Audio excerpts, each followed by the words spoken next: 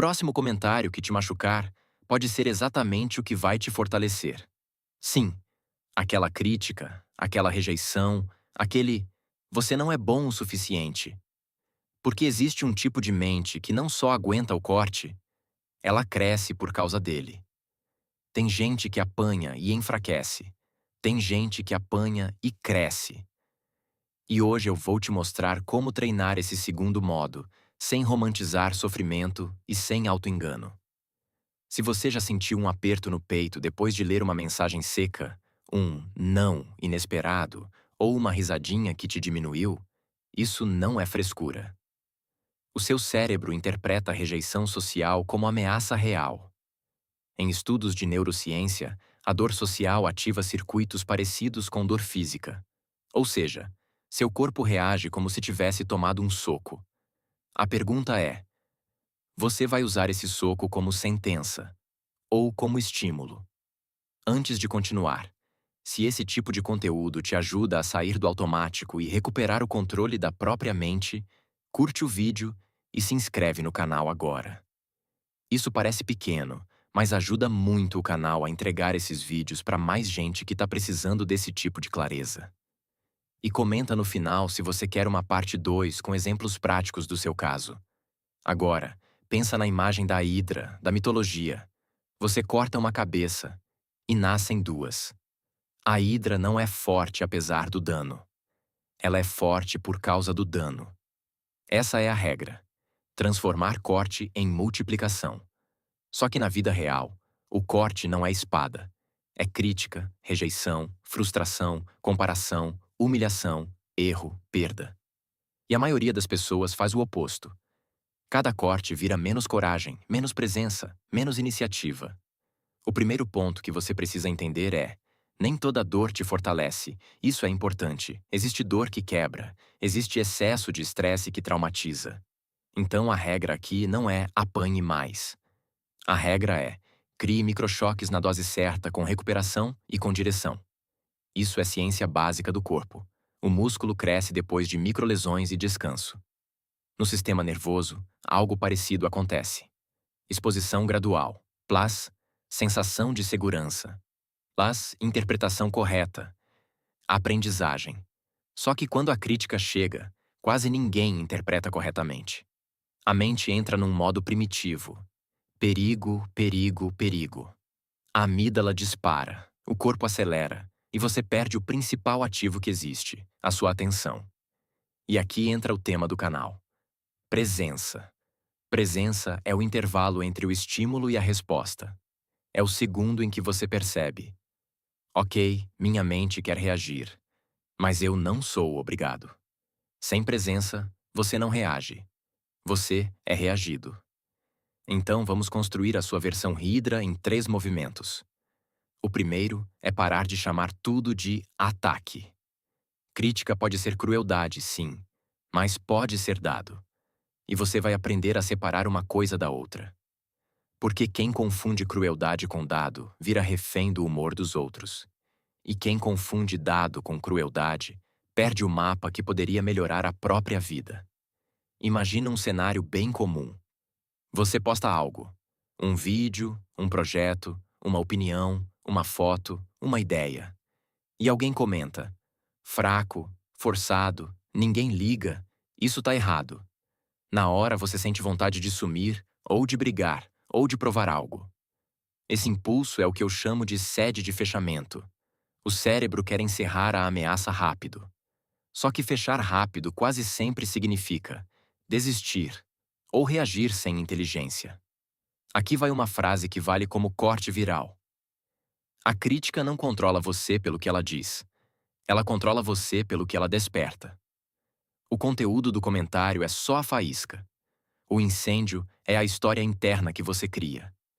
Eu sou um fracasso. Vão me rejeitar. Não sou bom.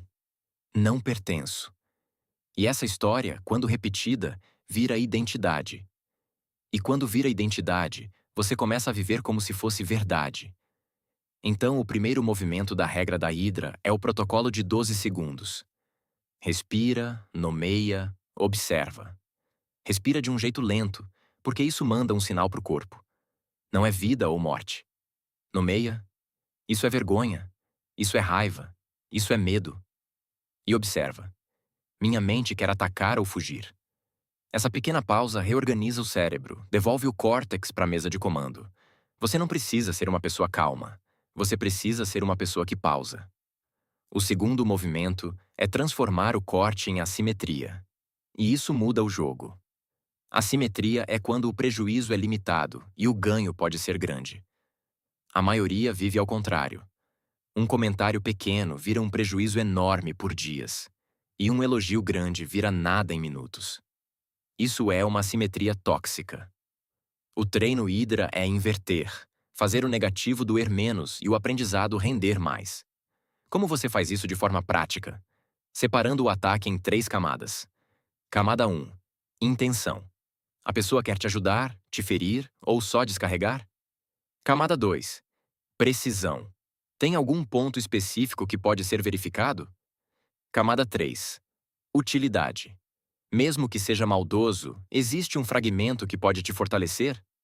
Às vezes tem. Às vezes não tem. E saber jogar fora o que não serve é tão inteligente quanto absorver o que serve. Maturidade não é engolir tudo, é filtrar sem se fechar. Agora entra um ponto muito importante. Sem romantizar sofrimento. Porque tem gente que usa isso para ficar se expondo à humilhação, a relações abusivas, a ambientes tóxicos, achando que isso é forja. Não é. Isso é dano. Hidra não é se colocar no fogo. Hidra é aprender com atrito controlado. Não confunda antifragilidade com autoabandono. A regra não é tolere abuso. A regra é: não desperdice o choque inevitável. E aqui vem uma virada de consciência. A vida já vai te cortar. Você não controla isso. O que você controla é o que nasce depois. Vai nascer ruminação? Ou refinamento? Vai nascer retração? Ou método? Vai nascer rancor? Ou clareza? Essa escolha quase nunca é dramática. Ela é silenciosa, repetida, diária. É o jeito como você responde ao primeiro desconforto.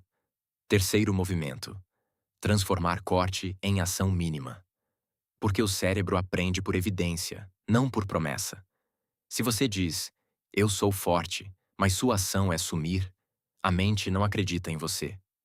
Agora, se você toma um não e mesmo assim faz um passo pequeno, você cria evidência. Eu sobrevivo. E isso é neuroplasticidade na prática. Repetir um padrão novo até o cérebro economizar energia e tornar aquilo seu normal. Então, aqui vai uma prática simples de 5 minutos, toda vez que você tomar um corte. Escreve 3 linhas. Linha 1. O que aconteceu sem opinião. Linha 2. O que isso disparou em mim. Linha 3. Qual é o microajuste que eu faço nas próximas 24 horas? Microajuste, não revolução. Pode ser regravar uma parte, estudar um tópico, pedir feedback de alguém confiável, treinar um ponto fraco, dormir mais cedo para não reagir pior amanhã. A hidra não cresce em discurso. Ela cresce em microdecisão. E tem mais uma camada: opcionalidade. Opcionalidade é ter opções quando o mundo muda. A crítica te fecha ou te abre. A pessoa frágil perde opção. Agora eu não posto mais. Agora eu não tento mais. Agora eu não sou mais isso. A pessoa hidra cria opções. Ok, posso testar outro formato. Posso falar com outro público. Posso aprender outra habilidade. Posso treinar outro ambiente. Quando você ganha opções, você para de implorar aceitação. Vamos fazer um exemplo real. Você recebeu um feedback duro no trabalho. A mente frágil interpreta como: não gostam de mim, então meu valor caiu. A mente hidra interpreta como: tenho dados do que precisa melhorar e uma chance de ficar melhor do que eu era ontem. A diferença não é otimismo bobo. É design interno. É você decidir que sua identidade não vai ficar na mão de um evento. O evento acontece fora. O significado nasce dentro. E agora a parte mais desconfortável, mas mais libertadora. Muitas vezes o que dói não é a crítica, é a verdade que ela encosta.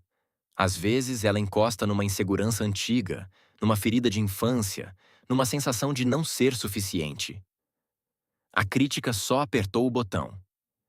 Então, o treino de presença aqui é perguntar: que botão foi esse? Porque se você não conhece seus botões, qualquer pessoa vira controle remoto. Tem um princípio psicológico forte nisso: reavaliação cognitiva. Você pega o mesmo fato e muda o enquadramento, não para mentir para si mesmo, mas para escolher um enquadramento mais funcional. Eu fui rejeitado pode virar eu fui filtrado. Eu errei pode virar eu tenho um ponto específico para treinar. Eu passei vergonha pode virar eu sobrevivi à opinião alheia e ainda estou aqui. O ego quer proteção. A consciência quer crescimento. Agora vamos falar de um vício moderno: tentar eliminar todo o desconforto. Isso cria fragilidade. Quando você remove pequenos atritos, você fica sem anticorpos emocionais. Aí qualquer comentário vira catástrofe. A regra Hydra te convida a se expor a microdesconfortos de forma voluntária. Falar o que pensa com respeito, pedir feedback, publicar mesmo com imperfeição, treinar com alguém melhor que você, aceitar não ser entendido por todos. Isso não é se torturar. Isso é treinar o sistema. E aqui vai uma das frases mais importantes do vídeo. A vida não te quebra pelo impacto. Ela te quebra pela falta de preparo para o impacto. E preparo não é controle do mundo. É flexibilidade interna. É presença. É margem emocional. É saber voltar para o centro rápido. Só que tem um detalhe. Você não vai conseguir transformar todo o corte em ganho no mesmo dia. Às vezes a dor vem primeiro. E tudo bem. O erro é transformar a dor em identidade. Você pode sentir. Você só não precisa se definir por isso. Presença é justamente isso. Sentir sem virar aquilo. Você não é a ferida. Você é o espaço que observa a ferida. Agora, deixa eu te dar um antídoto contra a crítica mais venenosa de todas: a autocrítica. Porque muita gente nem precisa de haters. A pessoa já mora com um hater interno. E ele usa sua voz com um tom racional. Você não é bom, você sempre estraga, você é lento, você é pior que os outros. Esse tipo de voz não é lucidez, é condicionamento. O treino Hydra é transformar isso em dado também. Ok, existe um medo aqui. Qual é o ajuste pequeno que eu faço hoje? E agora, um ponto de ética pessoal. Não use a regra da Hydra para virar uma pessoa dura, amarga, reativa. Hydra não é vingança. Hydra é evolução. Você não cresce para mostrar para eles. Você cresce para se tornar mais inteiro.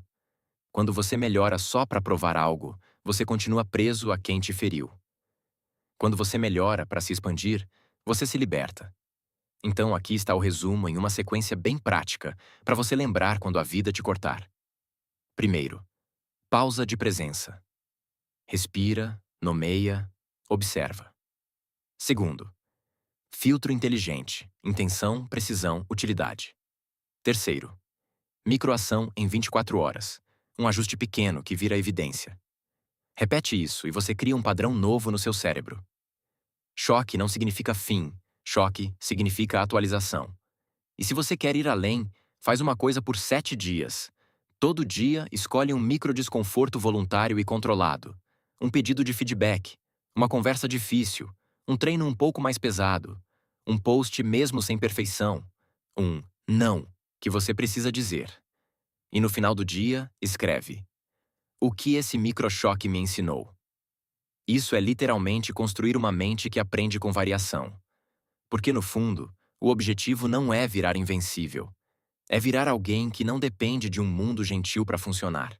Alguém que consegue manter o estado interno mesmo quando o externo muda. A verdadeira força é continuar presente quando o mundo tenta te puxar para o automático. Agora eu quero fechar com uma reflexão simples. E se os cortes que você mais teme forem exatamente os portais que te devolvem para você? Não porque a dor é boa, mas porque ela revela onde você estava dormindo. Rejeição revela dependência. Crítica revela apego. Frustração revela expectativa rígida. E presença transforma revelação em direção. Se esse vídeo te ajudou, curte e se inscreve no canal. Isso me mostra que vale continuar fazendo conteúdos mais profundos e práticos assim. E comenta aqui embaixo uma palavra. Hidra. Eu quero saber quantas pessoas hoje escolheram crescer em vez de se fechar. Nos vemos no próximo vídeo.